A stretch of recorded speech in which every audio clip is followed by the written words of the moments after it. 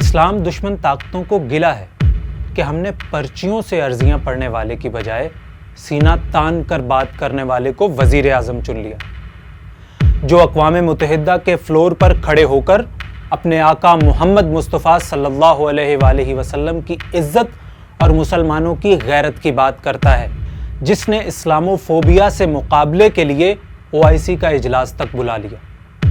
اس اکیلے کی کوششوں کی وجہ سے 15 مارچ کا دن اسلامو فوبیا کے تدارک کے دن کے طور پر منایا جاتا ہے۔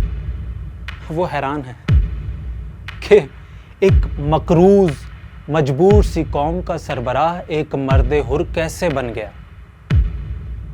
یہ تو سب کو آزادی کا مرض لگائے گا، اپنی پالیسیاں خود بنائے گا، بھئی یہ وارہ نہیں کھائے گا۔